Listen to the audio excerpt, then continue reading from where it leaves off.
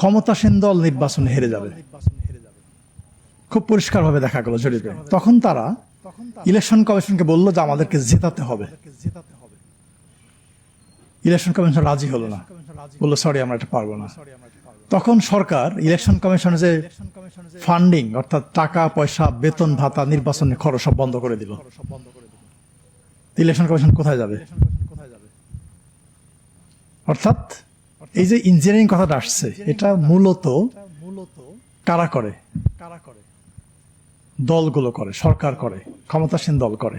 এটা তাদেরই টার্গেট, ক্ষমতায় থাকার টার্গেট। এবং আর যারা করে তারা, যারা ক্ষমতার বাইরে আসে তারা ক্ষমতায় আসার জন্য করে। এবং এইটা দুই রকম হয়, একটাকে আমি বলবো স্মার্ট ইঞ্জিনিয়ারিং, আর একটা আনস্মার্ট, যেটা সবাই বুঝে ফেলে। স্মার্টটা বোঝা যায় না, সহজ না, খুব কঠিন কাজ। যেমন আর্ট নিয়ে অনেক কথা উঠছে, আমি আর ব্যাখ্যা দেবো না, কিন্তু 8 সালে ইলেকশন নিয়ে IRI, ইন্টারন্যাশনাল রিপাবলিকান ইনস্টিটিউট, ওরা অবজার্ভ করে বলছিল best election in the history of Bangladesh. আমি কোট করে বললাম best election in the history of Bangladesh. তারা ঠিকই কথা বলছিল, বাট এখন there are lots of questions about this election. প্রচুর প্রশ্ন উঠতেছে, তাই না? এই যে 14 সালের নির্বাচন, আমরা সবাই কি বলি, মানে যারা আওয়ামী লীগের পক্ষে যারা সাফাই গায়, লজিক দেখায়, তারা কি বলে, বিএনপি ইলেকশনে আসে না, আমরা কি করব, আমাদের কিছু করার ছিল না। বাট এটা নিয়েও কিন্তু অনেক স্টাডি আছে। হার্ভার্ড ইউনিভার্সিটি এবং ইউনিভার্সিটি অফ সিডনি, ওদের একটা ইন্ডেক্স আছে, আপনারা যারা স্টুডেন্ট আছেন এখানে একটু সার্চ করে দেখবেন পড়াশোনা করার জন্য। PEI, perception of electoral integrity. ওরা এই নির্বাচনটাকে বলে ব্যর্থ নির্বাচন, ইংরেজিতে বলছে ফেইলড ইলেকশন। ঠিক এই টার্মটা ব্যবহার করছে। হ্যাঁ, যদিও আমরা বলি যে এটা আইনগতভাবে বৈধ ছিল, এরকম ছিল, এরকম ছিল, নানা রকম কথা বলি, বাট এরকম আমাদের প্রত্যেকটা নির্বাচন নিয়ে এই ইন্টারন্যাশনাল অনেক রকম রিসার্চ হয়েছে, নানা রকম কমেন্ট হয়েছে। এখন প্রশ্ন হচ্ছে ইলেকশন ইঞ্জিনিয়ারিংটা কিভাবে হয়? এটা সূত্রপাত হয় কিছুটা আসছে আলোচনায়, নির্বাচন কমিশন নিয়োগ দিয়ে। একটা ইলেকশন কমিশনের স্বাধীনতা, কাগজে কলমে যাই থাকুক না কেন, বাস্তব স্বাধীনতা ডিপেন্ড করে আমরা কাদেরকে কমিশনার নিয়োগ দিচ্ছি, তারা কারা, তারা কোন রকম মানুষ। এবং বেশিরভাগ সরকারই এই আমাদের দেশে এই পর্যন্ত চেষ্টা করেছে তাদের প্রতি যারা লয়াল পিপল, যারা বিশ্বস্ত, যারা তাদের কথার বাইরে যাবে না, এরকম লোককে কমিশন নিয়োগ দেওয়ার চেষ্টা করেছে। এটা একদম প্রথম থেকে শুরু হয়েছে এই কালচারটা, এবং এটা বন্ধ হয় নাই। এটা এই কাজে এটা বন্ধ না হলে এই জিনিসটা হবে না। আর দ্বিতীয় যেটা হচ্ছে, এটা আলোচনায় আসছে সীমানা নির্ধারণ, এটাকে আমরা বলি জেরিমেন্ডারিং। জেরিমেন্ডারিং এটা হচ্ছে যে ওই যে ব্যারিস্টার সাহেব একটা বলেছেন, আমাদের নেসার আমিন একটা বলেছেন, যে কোনো একটা এলাকাকে ধরেন যে এরা কোনো একটা দলে ভোট দেয়, তাদেরকে পারপাসিভলি অন্য একটা এলাকায় নিয়ে যাওয়া, অন্য একটা আসন নিয়ে যাওয়া, যাতে করে ভোটের ফলাফলের মধ্যে এক ধরনের তারতম্য হয়, প্রভাব পড়ে। এটা আর এক রকম ইঞ্জিনিয়ারিং। আর এক রকম ইঞ্জিনিয়ারিং হচ্ছে যেটা এই মানে আমাদের হয়ে আসছে, এই জন্য আমি বলছি সরাসরি, পলিটিক্যাল পার্টির নিবন্ধন। অনেক ভুয়া পলিটিক্যাল পার্টির নিবন্ধন হয়েছে, কখনো কখনো রাষ্ট্রের উদ্যোগে করা হয়েছে। এইগুলোকে নিয়োগ দিয়ে নির্বাচনকে কোট আনকোট কম্পিটিটিভ করার চেষ্টা করা হয়েছে। এটা বিভিন্ন সময় হয়েছে, বিভিন্ন সালে হয়েছে। আর একটা ইঞ্জিনিয়ারিং যেভাবে হয়, মানে প্রসেসটা যেভাবে হয়, ভুয়া পর্যবেক্ষক সংস্থা বা পর্যবেক্ষক নিয়োগ, এভাবে হয়েছে অনেক। এই যে ধরেন যে 2024 সালের নির্বাচনে অনেক ভুয়া পর্যবেক্ষক সংস্থা ছিল, অনেক ভুয়া পর্যবেক্ষক কেন্দ্রে কেন্দ্রে ছিল, সেই এই তাদেরকে ব্যবহার করে কাজে লাগে এই কাজগুলো করা হয়েছে। তারপরে যে সাংবাদিকদের কথা আসছে, তাদেরকে এক্সেস না দেওয়া। আমাদের কিন্তু সাংবাদিক নীতিমালা আছে নির্বাচন কমিশনের, এই যে সাইম সাহেব হয়তো এটা ওইভাবে কাভার করেন নাই, কিন্তু সাংবাদিকদের এক্সেস ওইভাবে দেওয়া হয় নাই, যাতে করে তারা ওই কি হয়েছে না হয়েছে কেন্দ্রের মধ্যে সেটা দেখতে না পারে। তবে এই যে কাজগুলো কিন্তু খুব কঠিন কাজ। কঠিন কাজ কি কারণে? আপনি ধরেন ওই যে সারিয়া সাহেব এটা দেখাইছে আপনাদেরকে, যে বাক্স ভরে গেলে পরিবর্তন, এটা কিন্তু খুব ডিফিকাল্ট একটা কাজ, সহজ না। কিভাবে? একটা বাক্স যখন ফাঁকা থাকে, অর্থাৎ আগামী নির্বাচন শুরু হবে কয়টায়? ভোট গ্রহণ সকাল 7:30টায়। তার আগে প্রত্যেক সহকারী প্রিজাইডিং অফিসার এই বাক্সের চারপাশে প্রথমে বাক্সটাকে সে ফাঁকা করে এনে দেখাবে। দেখানোর পরে উনি চারপাশে 4টা লক লাগাবেন।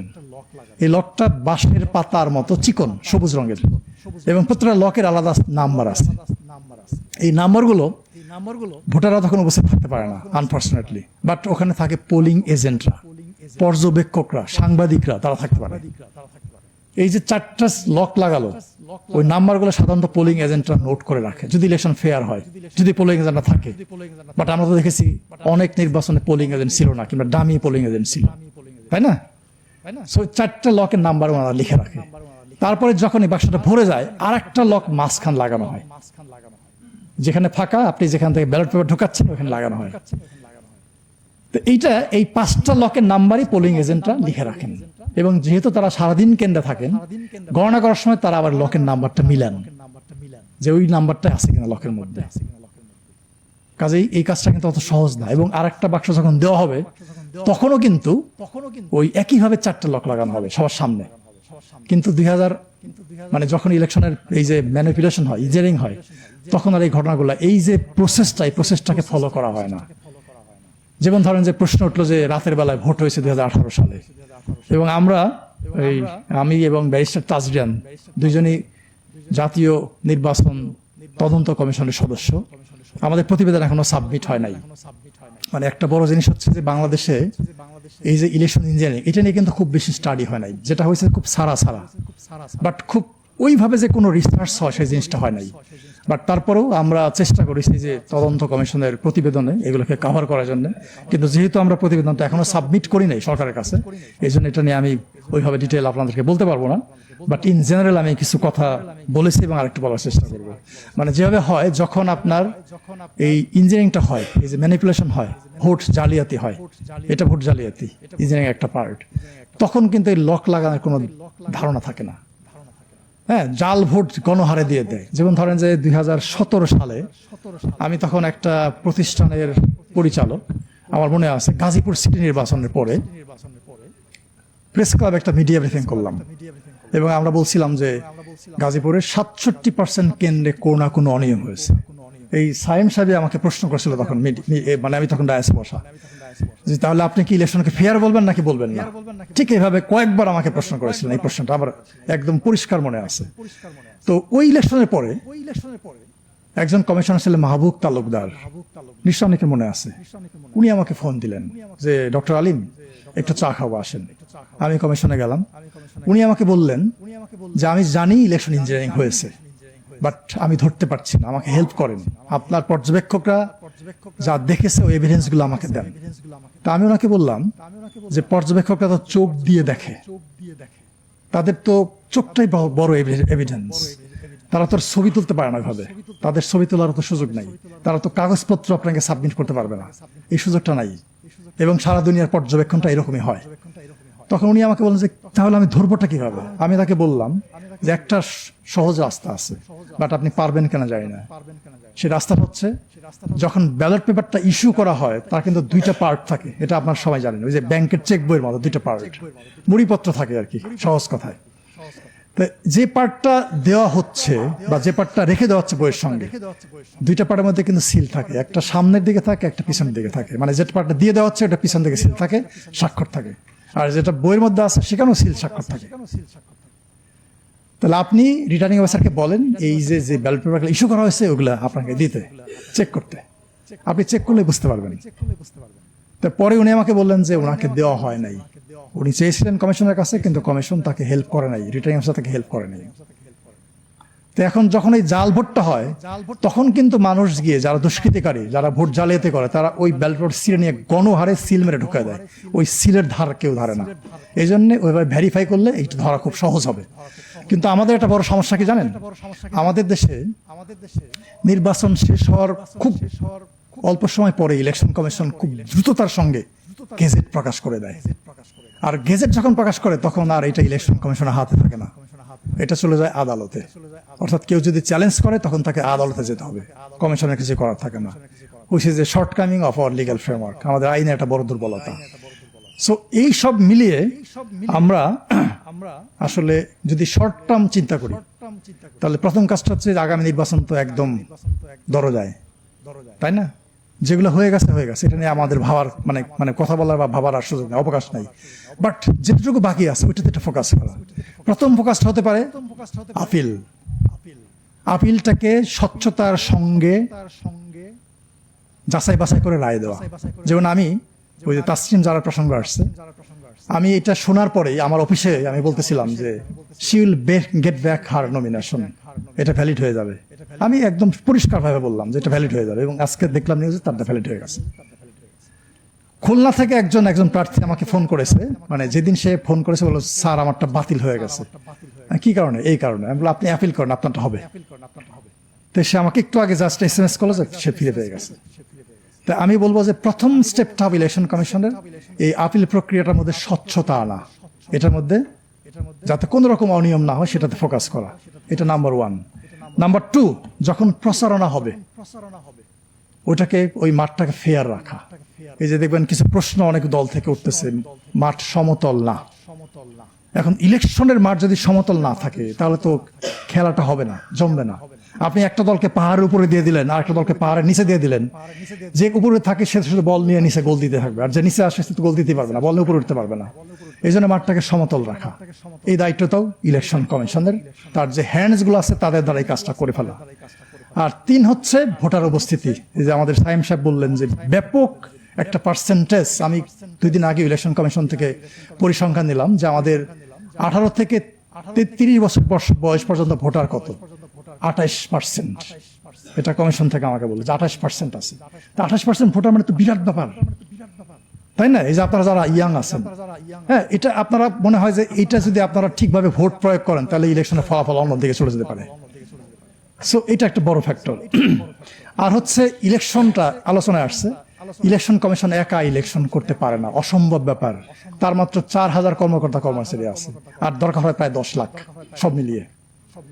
কাজে যার যার যে ভূমিকাটা আছে, এই পলিটিক্যাল পার্টি বলেন, গণমাধ্যম বলেন, ভোটার বলেন, নাগরিক সমাজ বলেন, ইভেন ইন্টারন্যাশনাল কমিউনিটি, প্রত্যেকেরই যার যার রোলটা তাকে প্লে করতে হবে যথাযথভাবে।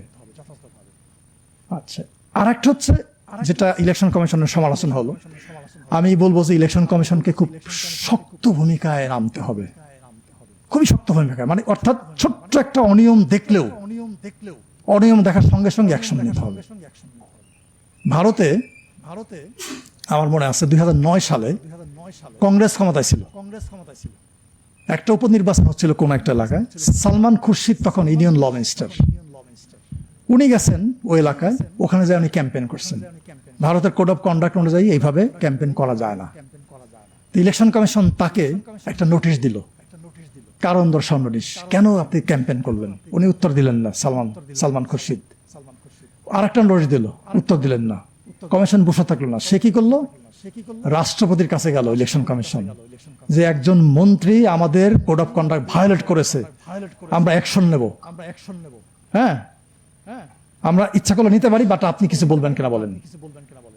তারপরের দিনই সালমান খুরশিদ ইলেকশন কমিশনে এসে এইভাবে হাত জোর করে ক্ষমা চাচ্ছে যে আমি দুঃখিত, আর করবো না, ভুল হয়ে গেছে আমার। ছোট্ট একটা প্রবলেম দেখলো ইলেকশন কমিশন, তার বিরুদ্ধে অ্যাকশন নিতে হবে। তাছাড়া এই ছোট ছোট ভুল থেকে বড় বড় ভুল যখন হবে তখন সবকিছু এলোমেলো হয়ে যেতে পারে। আর একটা হচ্ছে পোলিং এজেন্ট।